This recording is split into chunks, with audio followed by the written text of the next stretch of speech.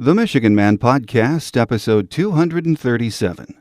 Jim Harbaugh puts together a solid 2015 class, and basketball's postseason tournament dreams are slipping away. That and more on this week's show.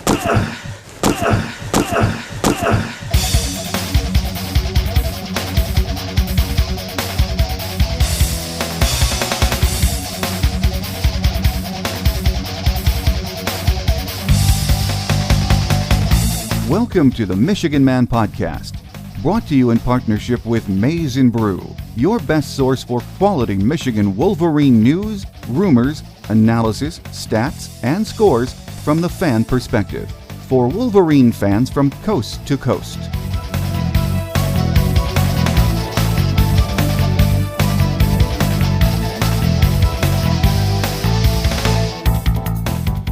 Go Blue and welcome to the show. I'm your host, Mike Fitzpatrick.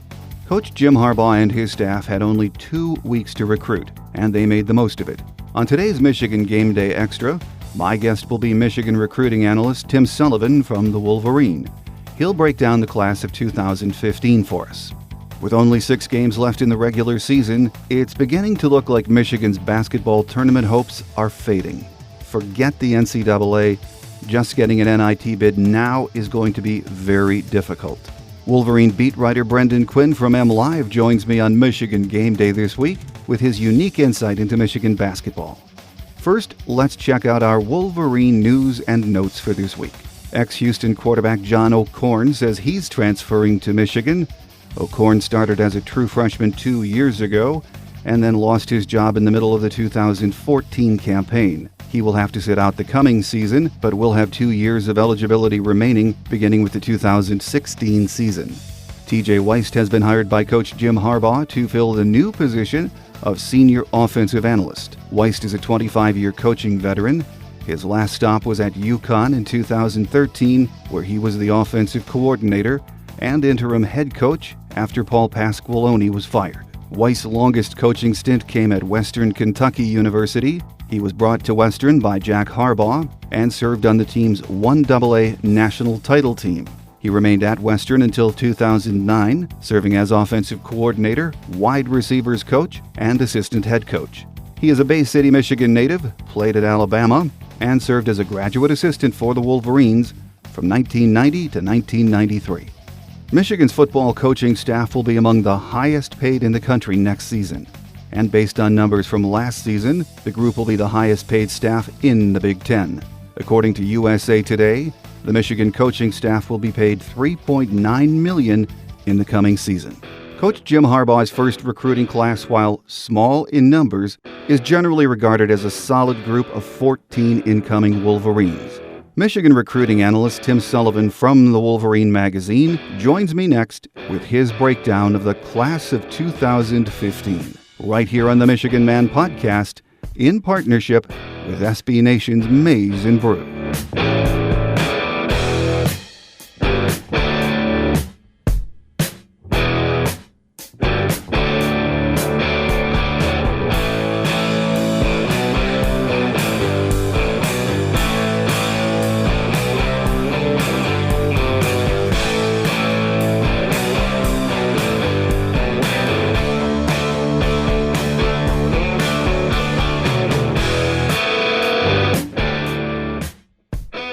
With us on our recruiting roundup show as we take a look at the process and this 2015 class is Tim Sullivan, recruiting editor at the Wolverine. Great to have you back on the show, Tim. Yeah, absolutely. Thanks for having me. Well, before we look at the list of the kids that we do have committed, let's just look back at some of the guys that got away on signing day. 3 of them that jump out at you. Iman Marshall went to USC. He's a 5-star corner.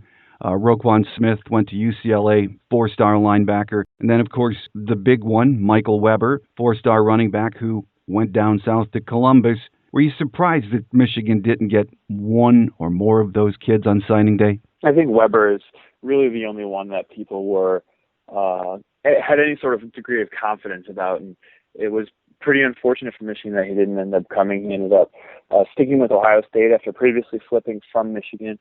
He cited that Michigan had landed Karan Higdon, another running back, in the morning, and that was something that kind of turned him off. But I think it was almost the sort of thing where he was looking for a reason that he could say he wasn't going to Michigan because he just didn't feel like it was good enough to just say, you know what, I like Ohio State more. So you think the signing of Karen Higdon was a big player in that decision? I think it's really just something that he was looking for something that he could say instead of just, I like this other school more. And because he grew up a Michigan fan, he's been committed to Michigan. It just seemed like the cards were lining up for Michigan to be right back in play, and it just didn't happen that way. Well, the good thing was Jim Harbaugh only really had 2 weeks to get out there, and man, he got out there. And there were some other kids, some real high-profile recruits. He at least got their attention, got some visits, and gave you an indicator of how he's going to recruit in the future. Yeah, they had some big-name guys, and they ended up landing some of them, like quarterback Zach Gentry. That was certainly something that people really didn't see coming when he started. People were hoping that he might land some of the more high-profile guys that Michigan had already been in on.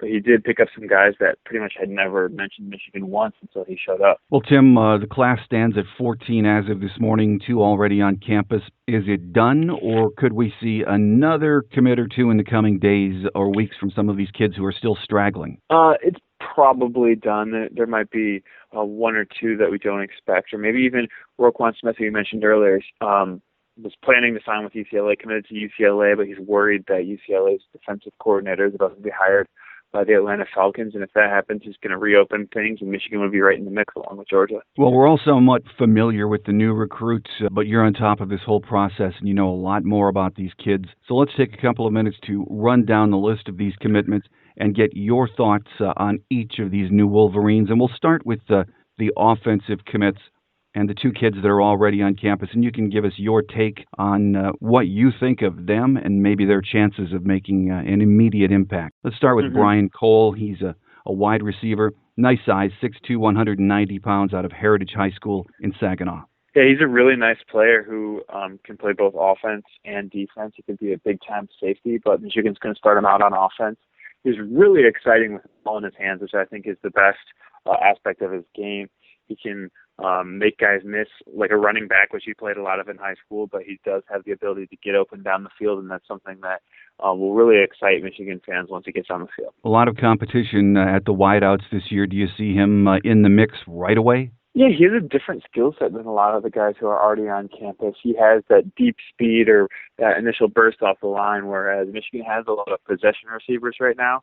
So he could get into the mix. I don't know that it's necessarily 100% certain because he's the sort of guy who is going to be changing positions after playing mostly running back during his high school career on the offensive side of the ball. So it might take him a little while to get adjusted. Well, another kid that's already on campus and will be competing for a starting job, if you listen to Coach Harbaugh, is Alex Malzone, quarterback 6'2", 205 pounds, out of Brother Rice High School. We all know a lot about this kid. Sounds like he's ready to go. Yeah, absolutely. He's very game ready because he started for 3 years for Brother Rice, won state championships in a couple of them, and he's pretty much, other than slightly less than ideal size, is everything you ask for. He has a big arm, very accurate passer, and a very smart kid. Those are just about all the things that you would want out of a quarterback. And, of course, when he's a proven winner, you hope that he can bring that right along with him to the college level. Well, there's another member of the class that will come in August or in the summer at quarterback. We've heard a lot about in the last week and compete. Zach Gentry, big kid, 6'7", 230 pounds. From what I've heard about him, he has some wheels. He's from El Dorado High School in Albuquerque, New Mexico. Yeah, he's a kid that people see his size. He's 6'6", 230. He's even listed as taller than 6'6" sometimes. So he has that like John Navarre type size, but certainly not the John Navarre mobility. He's very active with his feet. He can escape the pocket and throw downfield. He can even run it himself and gain some yardage. He has the big arm. From a physical standpoint, the tools are really all there for Gentry. It's just a matter of he's played in New Mexico where there's not a whole lot of very good competition. So he's going to have to take some time to adjust to seeing athletes who are fine-tuned like he'll see in college because he hasn't seen many of those during his time in New Mexico. To be fair, either playing with them or against them, he hasn't seen a whole lot of guys like that. And unless he's a lot more advanced than we think, you probably are looking at a redshirt year for him, wouldn't you think? Yeah, it depends on how the quarterback depth chart shakes out. Usually the third-string quarterback will end up potentially playing for Michigan, and if you have Malzone and Gentry, competing for that spot.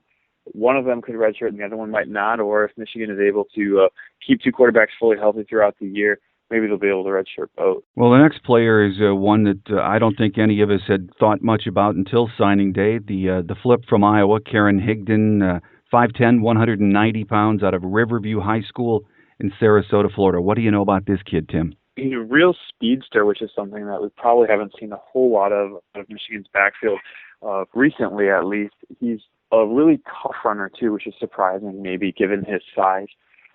He hasn't played for a very good high school team so far in his career, so he's kind of had to work for everything that he's gotten, and that's something that he mentioned that Jim Harbaugh really liked about him.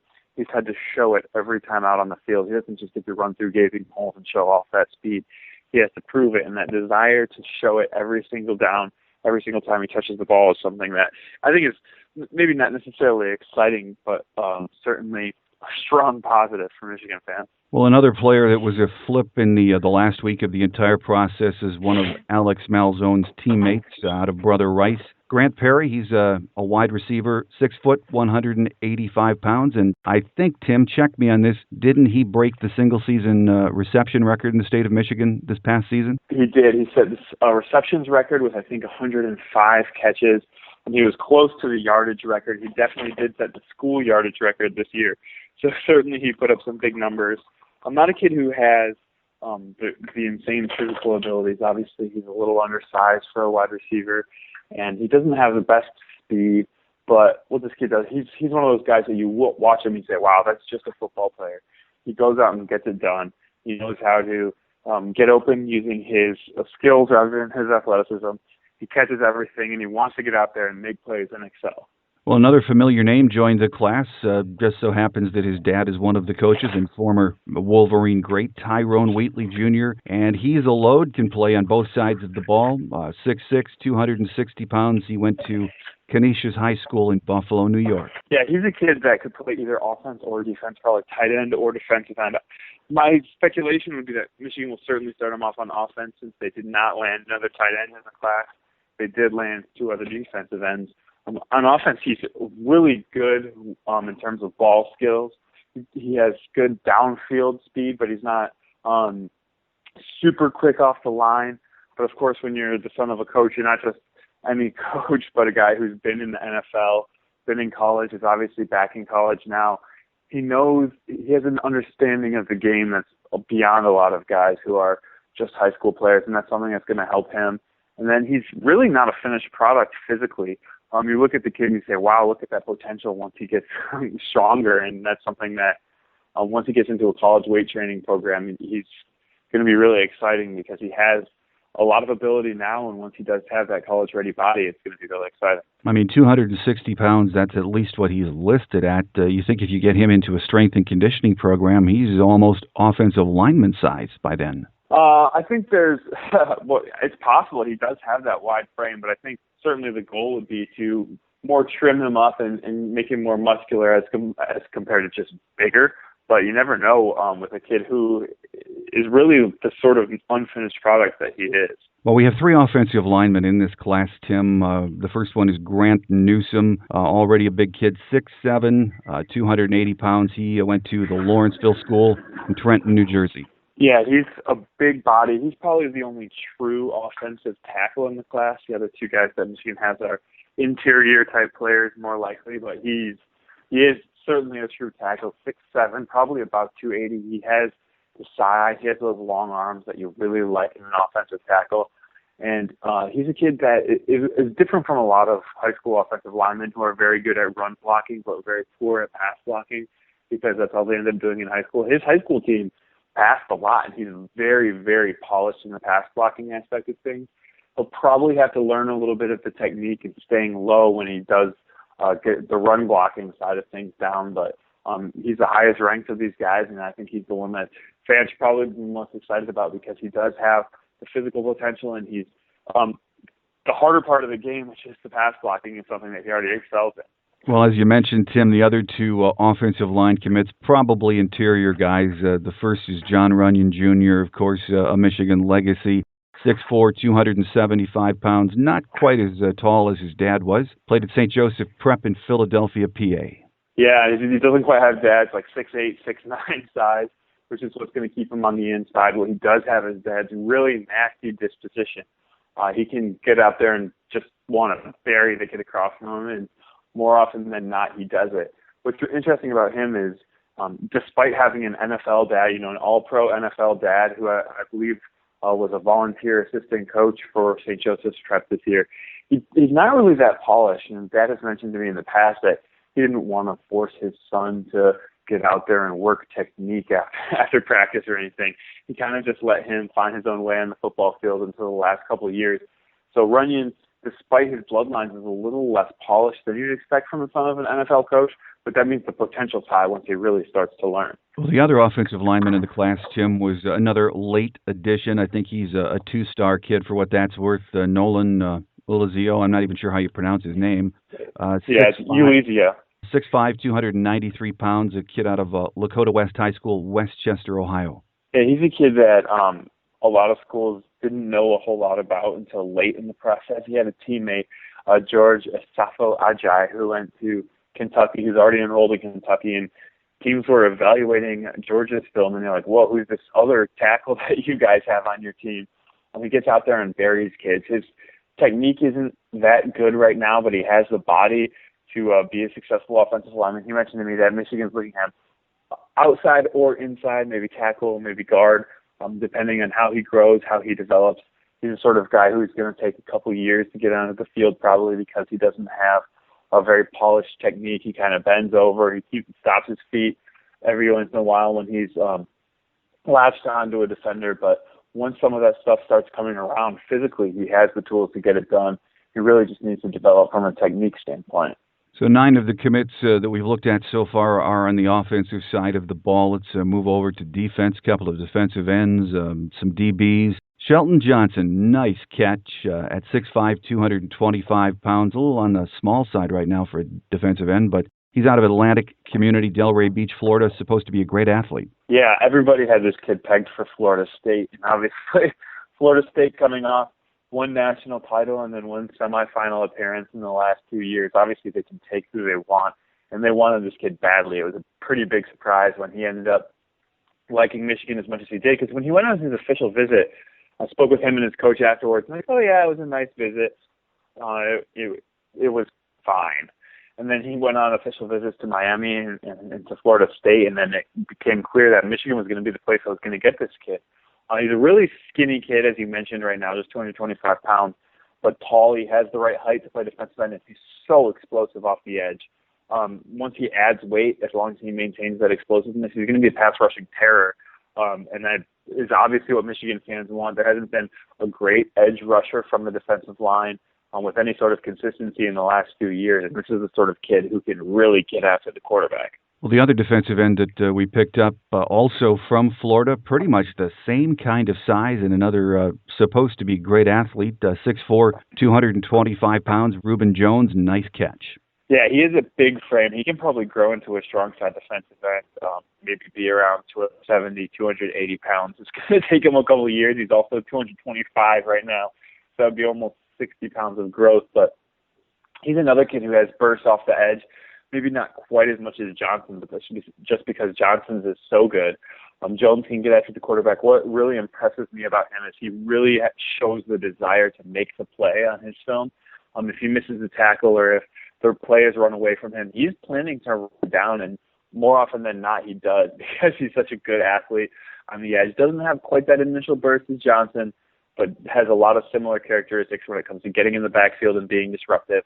And when he adds size, he'll be more than adequate against the run as well. The last 2 defensive commits are both DBs. One that gave us a little bit of a worry in the process, Tyree Cannell. It looked like he maybe was looking at Notre Dame in January, late December, but he stuck with it. 5'11", 200-pound kids out of Wayne High School in Huber Heights, Ohio. Yeah, the Notre Dame flirtation certainly was scary at the time for Michigan fans. I was at Kinnell's signing day ceremony yesterday morning, and he mentioned that, it was just to cover his bases. There was never any real threat that he was going to commit to Notre Dame.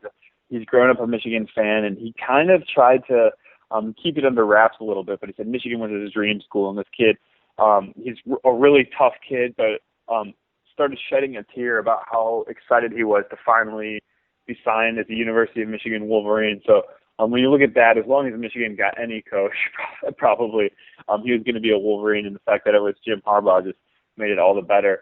But on the field, he's not the biggest, he's not the fastest, but he's always in the right place. He's a very intelligent safety. He makes plays. He has good ball skills. He plays on offense a little bit too. He's a running back, so he's a tough kid. And he's the sort of kid who just kind of gets it done on the field. He's not going to be flashy, but he really makes the plays that he should make, and he makes them every time. There are no mistakes out of him, and that's something that when you're looking at safety play, it might not be the most exciting, but it's certainly what you want. Well, the other DB that we brought in was another highly regarded kid who looks like he could grow into a nice-sized safety. He's Keith Washington, right now 6'2", 175, out of Prattville High School in Prattville, Alabama. Yeah, he's a kid that really burst onto the Michigan radar late in the process. He got a Michigan offer in mid-January, never made it to campus, but liked Michigan so much that he ended up flipping from Cal the morning of signing day. Now, his Coach Bam Richards kind of gave us a little indication, like, look, this isn't just token interest. This is a kid that's really looking at Michigan, even though he hasn't visited. Coach Bam was right, but Washington is a great athlete, almost no polish from the defensive backfield. He played quarterback for Prattville, almost never played on defense. There were a few games where his team really needed to put their best athlete out on defense, and so he played there, but a lot of games, partially because he was a little banged up during the course of the year, he didn't even see that side of the field. He's a great athlete. Jim Harbaugh told a great story at his press conference that the kid threatened to race him out in the driveway to prove how fast he was when Harbaugh stops by his house, and he does have that type of speed that will really excite fans. But he's going to have to learn the position that he's been brought into play, and that's something that will take a little bit of time. The last of the 14 commits, Tim, special teams player who's been on board for a long time now, Andrew David, 5'9", 170 pounds, out of a great program, Washington High School in Massillon, Ohio. And we do know this, we need a kicker. Yeah, absolutely. And during his junior year, he looked like he committed to Michigan during the summer before his junior year. And during his junior year, he looked like the sort of guy Michigan fans are kind of like, he's not very consistent. He doesn't have the big leg. I'm not sure why he had to be the guy. And part of it was just that he was such a big Michigan fan that when you have a kicker who's going to be one of the top 10 kickers nationally, that's the guy you want because you don't have to worry about losing him for any purpose, even when you change coaches, as Michigan did. And then during his senior year, he really turned it on. He was kicking off the ground instead of off of a tee like is allowed in high school, so he's already a little bit more adapted to the sort of thing that he'll have to do in college. And what's really impressive is that he was close to a state record. I believe it's the number 4 longest kick ever in state history with a 58-yarder this year. Much more consistent on his field goals. And this is a kid that can also punt. He probably won't punt at Michigan. He'll focus on place kicking, especially as a freshman when he's going to have to step right in and take the job. But he's a kid who's more versatile than you think. He's also a great shortstop for his baseball team. Was the starting quarterback at the beginning of his junior year. So this is a kid who's much more than just a kicker when you look at it in the grand scheme of things. And he's the sort of kid who grew up loving Michigan and is the right sort of kid to end up in the program. With us on our recruiting roundup show for the class of 2015 is Tim Sullivan, recruiting editor at the Wolverine. Tim, now that Coach Harbaugh has his first class signed, sealed, and delivered, is it better than you thought it would be, given he only had 2 weeks to nail these guys down? There were some definite positive surprises, but at the same time, there were some negative surprises. It had seemed like the number 1 tight end in the country, Chris Clark, was all but a lock to go to Michigan when he had a coach like Harbaugh who had sent every tight end that he's ever coached in college practically to the NFL, and Michigan missed on Clark, who had been previously committed to Michigan. At the same time, they pick up a kid like Gentry that nobody thought they were even mixed for, so they kind of balance out in the end. You would have liked to see maybe 1 or 2 more kids end up in the class so that it wasn't such a small group for the second year in a row, but a lot of the stuff that the guys that they did bring to the program is exactly what Michigan needed. So there'll be a bigger class next year, and that's probably for the best in the long term because they'll be able to get out and recruit earlier next year. They will have, I suspect they will have more than 2.5 weeks to recruit next year, and they should be able to bring in some of the top kids in the country, and you want to have a little bit more leeway in terms of numbers with that group than was important with this group. Well, and it looks like Coach Harbaugh enjoys this whole recruiting process. When the hiring process was going on, a lot of the NFL reporters and types were saying, if there's one thing Jim Harbaugh doesn't like about college football, is recruiting. I never heard him say that. You heard a lot of the NFL guys say that. From the way he hit the road and the electricity and the excitement he brought to the recruiting process, it really makes you excited about what he could do with this next class. Yeah, absolutely, and they're already making connections with a lot of 2016 kids. I think some of what the stuff the NFL guys were saying was more campaigning for Harbaugh rather than actually accurately breaking down what his preference was, because he's mentioned that he really actually enjoys recruiting. It was tough for him at Stanford, where they had a lot of academic restrictions that made it tougher for him to offer kids early. At Michigan, he can offer kids early, and if they don't end up having the academic chops to make it at Michigan, you can let them know during the course of the process rather than having to really wait to make any sort of initial contact. And that's the sort of stuff that he's going to like a lot more. But then going back to the 2016 class, there are the number 2 player in the country, defensive tackle Rashawn Gary, is a product of Paramus Catholic High School, where Jabril Peppers and Juwan Bushell-Beatty came from in the 2014 class. And their former head coach is now a member of Michigan's recruiting staff, Chris Partridge. So you have to like their chances to get Rashawn Gary in that next class. And the number 2 player in the country is a pretty good start, I would say. And then there's a couple players out west who are really interested in Michigan, including quarterback KJ Costello, who's currently a 4-star, but the number 25 player in the country. So he'll probably develop into a 5-star as the roster of 5-stars expands over the course of the process. And so he's the sort of kid that, if he ends up at Michigan as well, will really help them get a highly ranked class and also a class that fills the needs that they'll have in the group. Well, the 2015 class in the bag, and now we can watch the 2016 process get underway. Our guest here on our Roundup show this week has been Tim Sullivan, who's the recruiting editor at the Wolverine. Tim, always great to have you on the show, and coming up in the spring as the 2016 process gets ramped up, we'll get you back on and talk about that. Yep, absolutely. Thanks for having me. Thanks again to recruiting analyst Tim Sullivan from the Wolverine Magazine for helping us round up the class of 2015. Coming up next on Michigan Game Day, we'll find out what's happening inside Michigan basketball. My guest is Wolverine beat writer Brendan Quinn from MLive, here on the Michigan Man podcast, in partnership with SB Nation's Maize and Brew.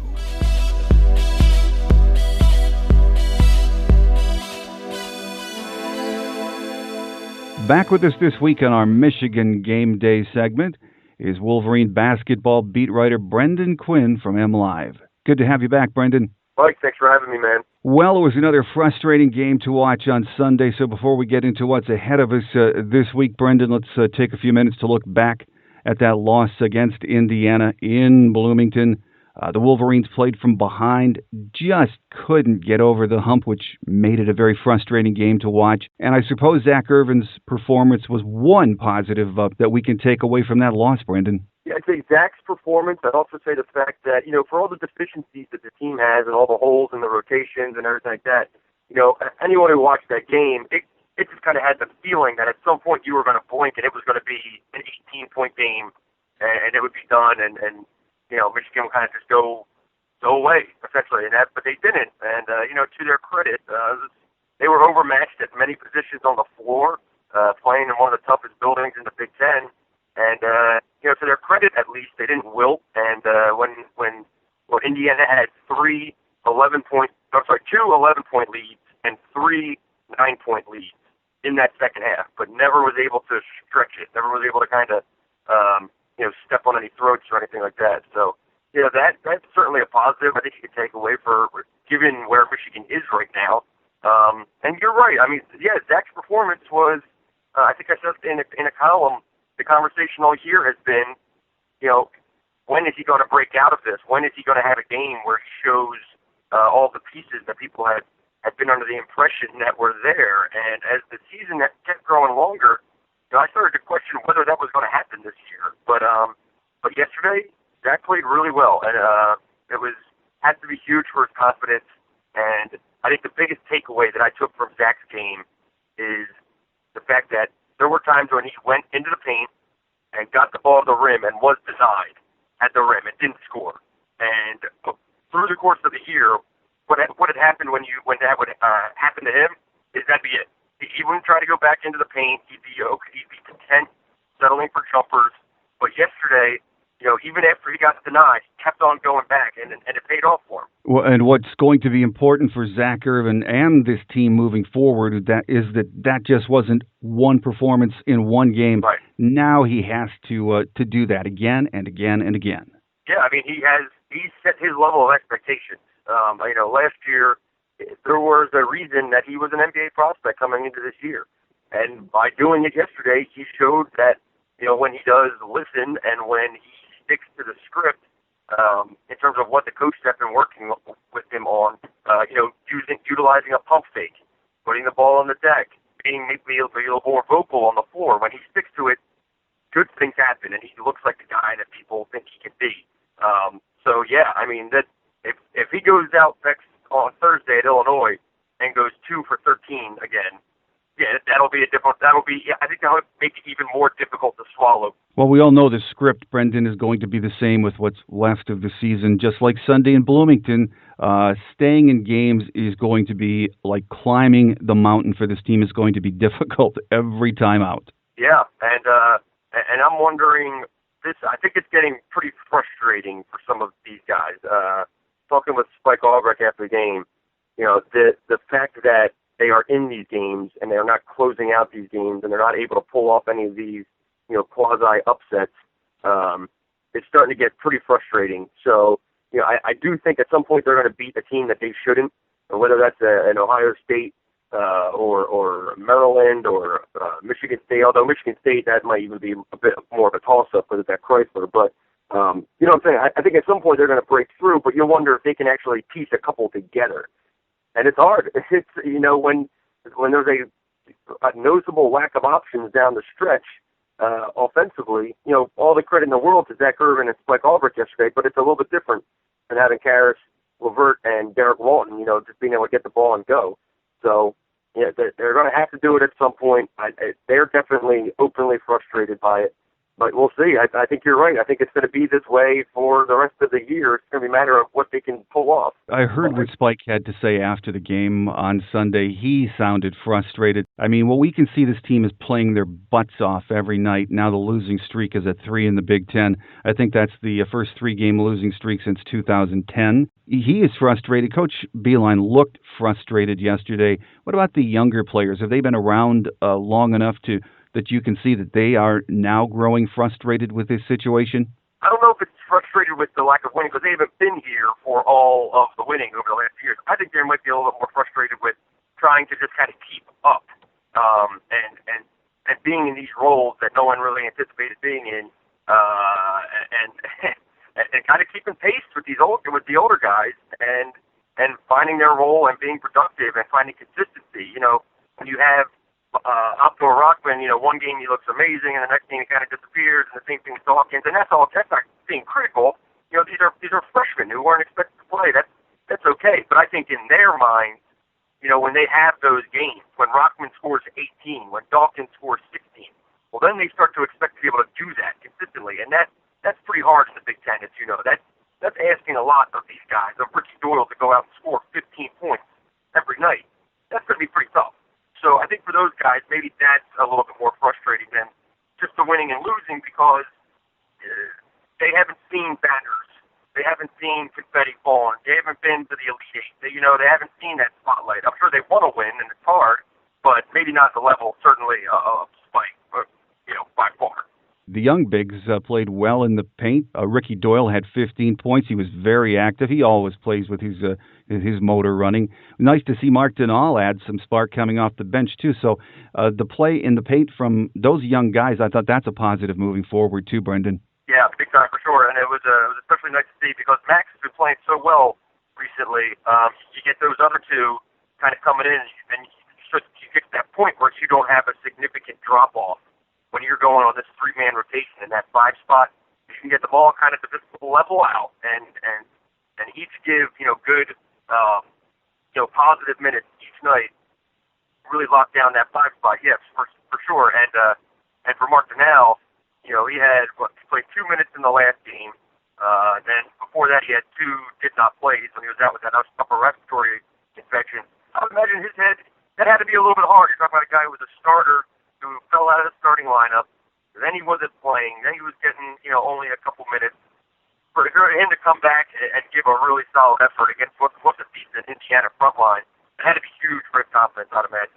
With us this week on our Michigan Game Day segment is Michigan basketball beat writer Brendan Quinn from MLive. Brendan, at this point, it appears an NCAA bid is just not going to happen. We'd have to see the team win the Big Ten tournament probably to gain a berth. Do you think an NIT bid is also slipping away? I think that is certainly entering the conversation. The NCAA bid, it would take quite an effort. They'd have to probably, in terms of an at-large bid, you'd almost have to win out and get to the Big Ten championship game. Or you could just take the easier route, just go win the tournament. But, with every passing day and with the remaining schedule that's ahead, I think the schedule probably has as much to do with it as the way the team is playing right now. It's going to be pretty difficult. They're going to have to beat some teams here. They have to beat an Ohio State or a Michigan State or a Maryland. Going to Northwestern, that's no small task, really, for this group especially. Rutgers here, that's probably a win. Illinois on Thursday, I'm going out there thinking that's most likely a loss. That's the hard game. But Illinois is playing really well. They just won at Michigan State. That's a tough fill right there. So when you look ahead, right now I look at this team and I say, sure, this is a team that could make the NIT. But when you see what's ahead and how the schedule is going to play out, that record might get a little dicey there before this thing is all through. The last few weeks, Brendan, Coach Beilein has been saying that with the team's injury situation and the youth, great opportunities exist for everyone, especially the young players. With what's left of this season, he has to be using this as a building block at this point for next year, doesn't he? Yeah, you think so, but anyone who knows John also knows how hyper-competitive he is, and he wants to win these games, and, he'll still, he's still going to, maybe if it's a little more useful for the future to give, Outdoor Rockman an extra 5 minutes and not play, Andrew Dockich or something like that. If he thinks it's going to help to win the game, to give Dockich a couple minutes and make sure guys are a little bit fresher for that game, I think he's going to do it. So, in terms of maybe giving guys a little bit more responsibility, maybe pulling aside Dawkins and Outdoor Rockman and saying, listen, you guys have to take shots. You guys have to be scorers on this team. That's a different type of mindset than these guys have had for much of the year here.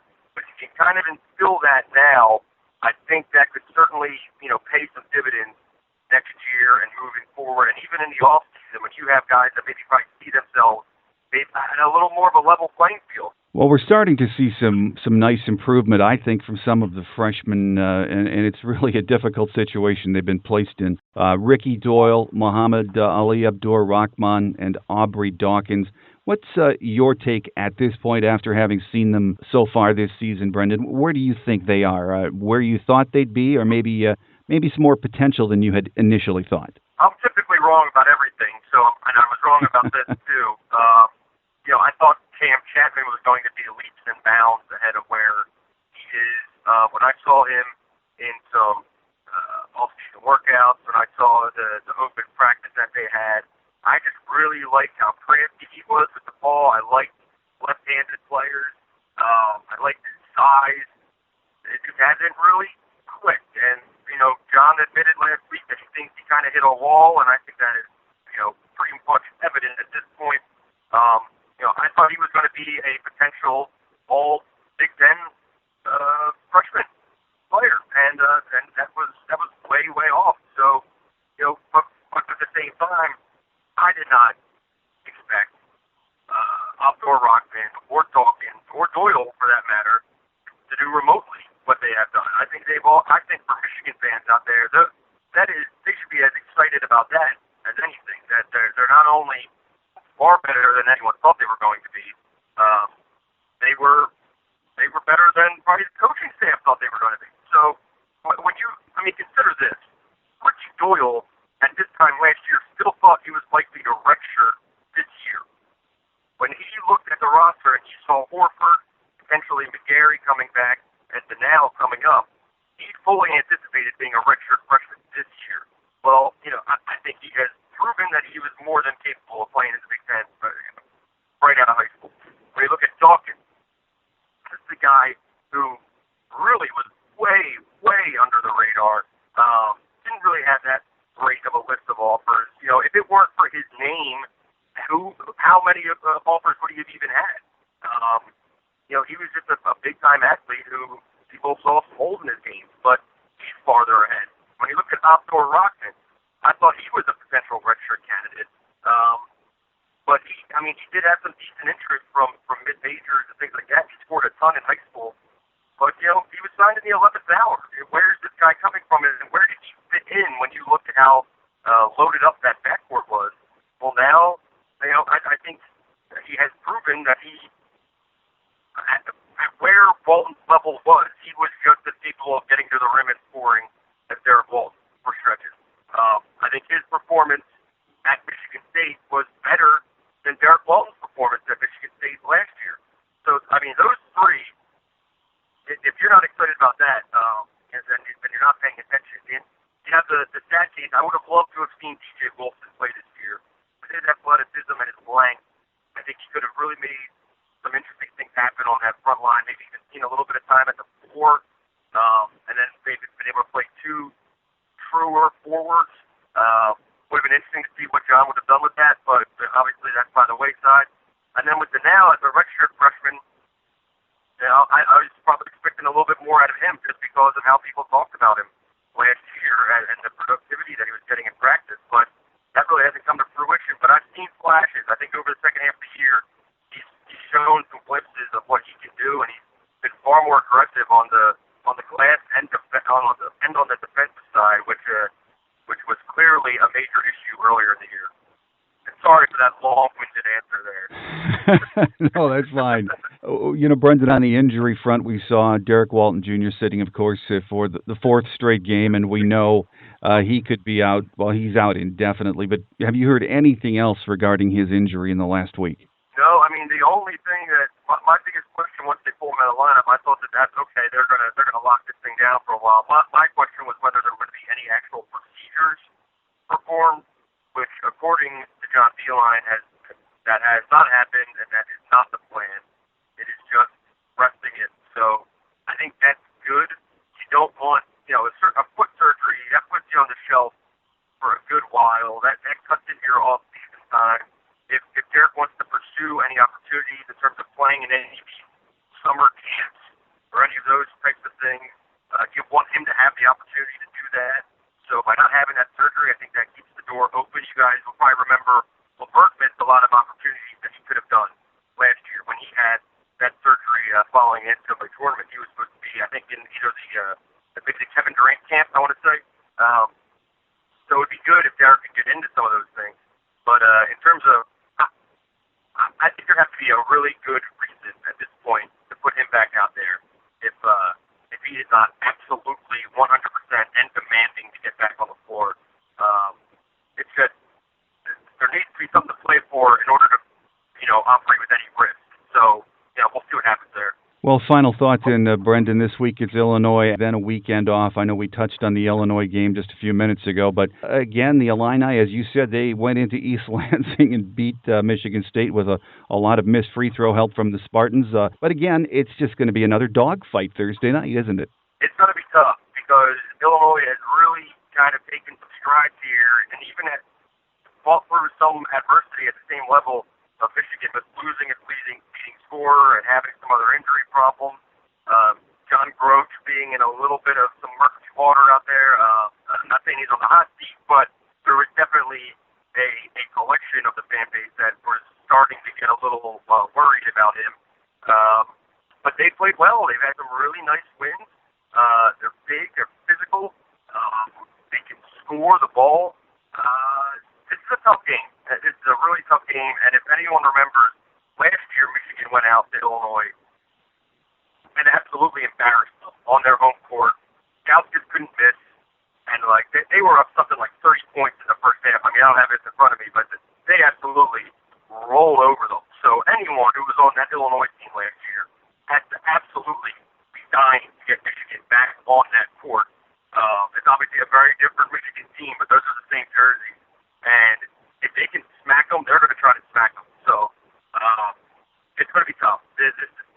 will rightfully be an underdog in this, and it could be a difficult evening. Another tough one for this young team, but hey, let's see, as we've been mentioning, and as Coach Beeline has been saying, a lot of opportunity for improvement and minutes for a lot of young guys, so we're going to see that again Thursday night in Champaign.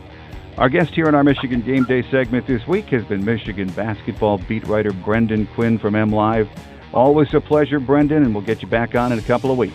Thanks as always. I look forward to it. As always, great to have Michigan beat writer Brendan Quinn from MLive on the show talking Michigan basketball. Coming up next is Wolverine Quick Hits as we wrap up a busy week in Michigan athletics here on the Michigan Man Podcast in partnership with SB Nation's Maize and Brew.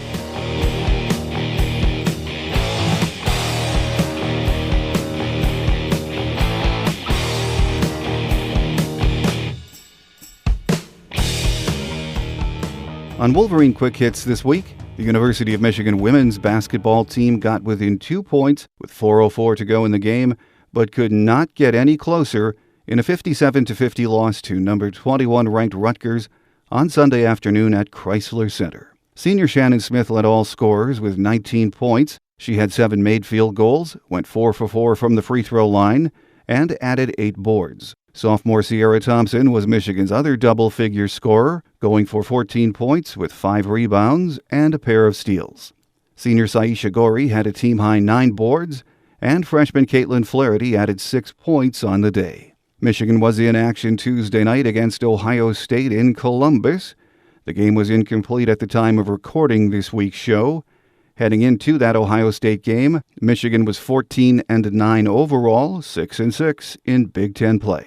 The number 8 University of Michigan softball team swept the second day of the USF Softball Classic on Sunday at the USF Softball Stadium in Tampa. The Wolverines defeated Hampton 9-2 and Illinois State 4-1 to start the 2015 season with a 3-1 mark. Sophomore Megan Betza struck out 14 Hampton batters in the opener. She allowed just 1 hit and 1 earned run with a pair of walks to pick up her first win of 2015. Junior Sierra Romero was 3 for 4 at the plate, with 4 RBIs and her first home run of the year. Junior Sierra Lawrence and Kelsey Susala had 2 ribbies apiece, while freshman Aiden Falk dropped a pair of hits in the Hampton win. The Wolverines head to Tallahassee, Florida for the Florida State Invitational on Friday. Michigan opens play on Friday against Western Kentucky at 10 a.m. The Wolverines take that 3-1 record into this weekend's action. Baseball will get their season underway on Friday against Long Beach State out in California. Michael Downing and Justin Selman each recorded 1 goal and 1 assist, helping the University of Michigan hockey team, ranked number 14 in this week's poll, defeat Michigan State 4-1 on Saturday night in the Coyote Logistics Hockey City Classic at Soldier Field. With the win, Michigan improved to 3-1 all-time in outdoor games in the modern era, dating back to the October 6, 2001 Cold War game at Michigan, including a 2-1-1 record against the Spartans. The Wolverines travel to Minneapolis this weekend, taking on Minnesota on Friday for the first half of a 2-game series. The puck is set to drop at 8 p.m., and the game will be available on the Big Ten Network. Michigan 16-8-0 overall, 8-2 in the Big Ten. The number 5 ranked University of Michigan men's swimming and diving team won 15 of 16 events in a dominating 178-106 win at Michigan State on Saturday inside McCaffrey Pool. It is Michigan's 34th consecutive win in the series, pushing its all-time record versus its in-state rivals to 85-5. Furthermore, U of M extended its dual-meet win streak to 41, finishing the season undefeated for the 4th consecutive year, thus giving this year's senior class an unscathed record in dual meets, 36-0, 22-0 in the Big Ten. Select U of M swimmers will be in action on Saturday, February 21st and Sunday, February 22nd at the Michigan First Chance Meet at Canham Natatorium. Races will begin at 11 a.m. on both days. The remainder of the squad will begin prepping for the Big Ten Championships, set to be held February 25th through the 28th in Iowa City. Michigan 10-0 overall, 6-0 in the Big Ten as of today.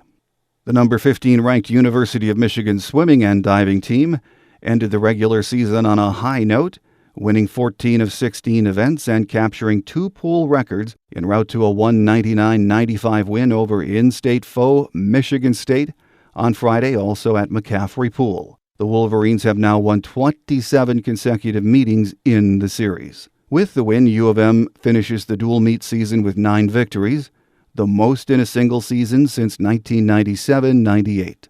7 of those wins came against Big Ten opponents, giving Michigan its first undefeated conference slate since 2007-08, when it was 4-0. The Wolverines will now prepare for its third postseason under the direction of Mike Bottom, as the Big Ten championships run from February 18th through the 21st in Columbus.